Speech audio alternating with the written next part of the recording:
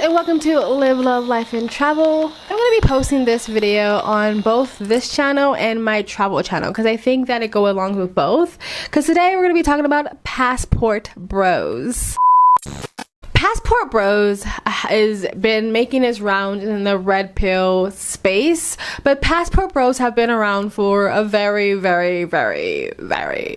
long time. And men aren't the only ones who do this. Women do it too. If you don't know what a passport bro is, I think it's broken down to men who go overseas because they're looking for traditional wives or girlfriends or traditional type of relationship, and they're going to cultures where they think that still can be provided for them, right? So a lot of young men have been using this as like a na to like Western women, like, oh well, if you're not going to do what we want you to do, if you're not going to be the traditional woman we want you to be, if you're not going to go back to the 1950s barefoot and pregnant, then we're going to go overseas and we're going to find it somewhere else, and we're going to be treated like kings, and we're going to have young pretty girlfriends who's going to love on us and just, you know, get whatever you want, right? That's kind of the idea of a passport bro, and some of it's true and a lot of it's sort of glamorized or romanticized in a way that I actually think is kind of problematic and dangerous to men who think that it's really that simple and that easy. There's a couple of things I want to say.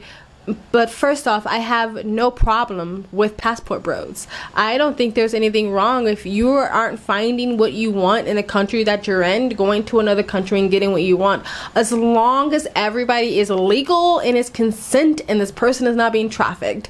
Those are my things that I would have a problem with. But as long as two consenting adults and they both know the gist of what they're getting into, even if it's just a sort of exchange sort of type of relationship, I don't actually think there's anything wrong with that. I think there's this sort of a fallacy or this belief that girls overseas are stupid and dumb and naive and they're just usually duped, and that's not really true. I mean, most young girls with undeveloped frontal lobe cortexes in their brains, there is a power dynamics, but it's not that they're like so dumb and stupid they don't understand what they're getting into. Like, especially places like Thailand, passport bro-ism, tourism is literally basically built into the tourist sort of culture in Thailand. Like, people know that this happens. It's like one of the biggest walking stereotypes you see when you're in Thailand. By the way, I lived in Thailand for 4 years. I've been traveling for 8 years. I've seen the passport pro culture many times, and I've seen women do it too. And again, if both people involved are adults and consenting and they understand the situation they're getting into,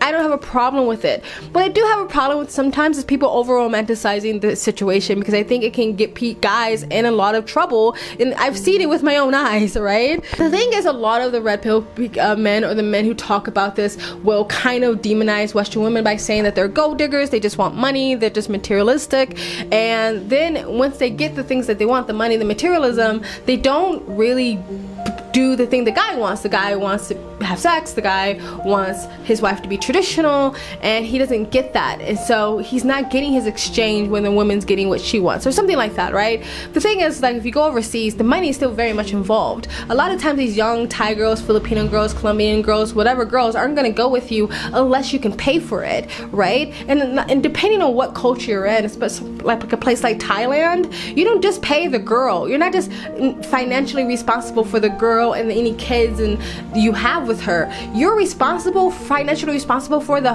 family. Like, you pay for the mommy, the daddy, the cousin, the uncle who needs a loan to open a business, you know, the car broke down, they need a new cattle, whatever. They're coming to you for that money. And it's not always the same. There's a very big generalization. It really depends on the age of the girl. Like, if she's very young and the parents know that she can get a better deal, they're gonna wait to let the daughter get a better deal. If the woman is 30 and she has kids and she's divorced, then maybe it's a different situation, but then you're kind of getting the same thing that you're running away from in the West, right? And in Asia, a lot of times the parents is your Lord, God, and Savior. Your parents have a lot of last say in your life. Your parents have a lot of control of what you do well into your 30s and 40s, you know what I mean? And so if they don't want you to marry someone, if they don't want you to be with someone, if they say don't be with that person, a lot of times the kid is going to, you know, do what their parents say. And so if you don't have the money to pay for the entire family, if they can't come for you for a loan whenever they want to, not a loan, for a handout, then a lot of times you can't get that girl, right? And so the money is still involved. So like, they make fun of women for being gold diggers in the West, but the money is still very involved over here overseas. However, the guy kind of feels like he gets what he wants though. He gets a traditional young girlfriend who's going to have a wife that's going to have kids with him, that's going to stay with him and cook and clean and all those things. So he's getting what he wants out of it. And it's not costing him like $500,000. It might be only costing him $60,000, $70,000, $100,000, you know, so it's less and he gets what he wants, right? However, it's not always that easy, especially places like Thailand where passport boat tourism is such like, girls talk to girls. I've talked to Thai women about this. Like, there's girls who know that this happens and they go for those guys. And if you don't think that these girls know how to finesse you because you've been told that these girls are so sweet and naive and they're so not modern and they're not Western, they don't understand what finessing is. If you're not looking for the finesse, then you're gonna get finessed. So I've seen men get taken to the cleaners coming overseas to do these things, because in places like Thailand, I'm sticking to Thailand, and maybe I've seen it in again, Philippines, I've seen it in Vietnam, I've seen it in India, but it's more like women doing it in India than men doing it in India. But I'm sticking to Thailand because that's where I spend a lot of time in. You can't own property in Thailand as a foreigner. You can't open a business in Thailand as a foreigner. Everything you buy in Thailand goes to your wife. So I've seen men do that, and as soon as they sign those papers, they're kicked to the curb. I've seen men buy houses, buy businesses for their wives and their family, and then the wife take it and boom, you're out. You have no power because they're the sole ownership of everything. I've still heard stories about women who will like set up a wedding and then the guy goes to get married to his Thai wife and then find out she's actually marrying her Thai boyfriend and he just paid for the entire wedding. I've heard stories about men who went back home to Britain with their Thai wife for 5-7 years, came home, she was packing her bags, saved all the money he was given to her for an allowance, went back and she said, I'm going back to my Thai husband. Like, people get finessed all the time. In Colombia, men are getting drugged up, like left to the curb, getting robbed. Like, there's men who are homeless in the Philippines because they went to the Philippines thinking they were gonna get a nice, sweet, young Filipino girl and got taken to the cleaners. So this over romanticization of like this super easy life that you can go overseas and you're just gonna be treated like a king and all these girls are gonna flock to you and it's that easy, is going to put a lot of people in a bad situation. You still have to use your brain and you still have to use your smarts. People can still take advantage of you, you know what I mean? And in India, it happens in the same way, where women go to India and a lot of times it's the opposite. Women usually have a bit more money than Indian boyfriends, and then sometimes they get scammed and they get robbed because people know this is happening. They're not dumb, naive people that live overseas. They're not uneducated. They understand the game and they know you're coming over here for a reason. And this is a big generalization. Sometimes it works out fine. Sometimes you gotta kiss a bunch of princes and prince before you get the one. Sometimes it does turn out the way the guys or the girls want it to, but I'm saying you can't. The way they make it seem like it's super easy and it's super simple and it's just gonna happen instantly is a lie. Like, you can get scammed and you can get finessed if you come over here trying to wave your money around and be big money Benz or big money misses and get whatever boy or girl you want. You're going to get taken advantage of. That's my only thing. I don't have a problem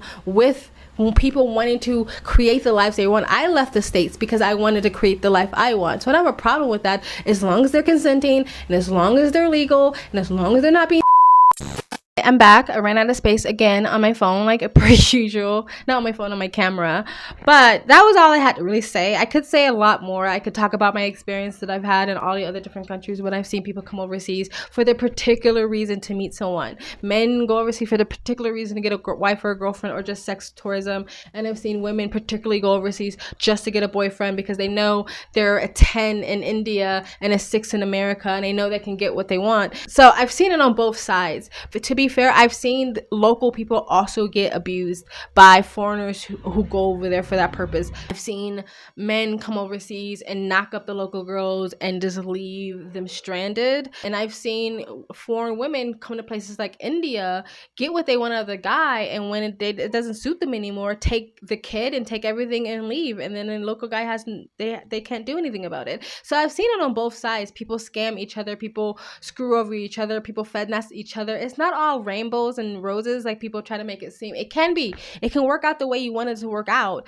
but you can't go in with rose-colored glasses because you're going to miss the red flags if you do that. So again, I don't have a problem with it. It's everybody's being treated fairly in a situation, but I just see the sort of over-romanticization of it, and it's not always like that. You know what I mean? But anyway, tell me guys, what do you think in the comment section below? Do you know any passport bros or passport? The word that rhymes, but I don't. Hey guys, I don't know if you can hear me or not because I'm in a cafe and there's music and I don't have my mic with me. I wanted to make it really clear, even if the relationship starts off transactional, it does not mean that once the relationship starts, someone's being abused. The relationship can be loving and kind, and the men can be treating the wife well and taking care of her, and she's able to take care of herself, her family, and her kids. And there could be love that develops and loyalties that develop. So I'm not saying, oh, it's transactional, so it's bad. I'm just saying that's maybe how it starts off, as sort of transactional. There's some feelings, there's some love, but for the most part, if their money is not there, if the man can't take care of the local girl, or if maybe vice versa, then it's less incentive for her to settle down with that person. But once they settle down, the love can develop. So there are happy endings. I'm just saying, be careful. Let me know in the comment section below. What do you think of that culture of that? If you think it's wrong all the time, if you think that the local people are being taken advantage of, have you had any horror stories, or have you had friends who had their happily ever after, whether it's male or female? Let me know in the comment section below. Please like, comment, subscribe. It really helps with the algorithm, guys. If you're coming from my travel channel, I have more vlogs coming up.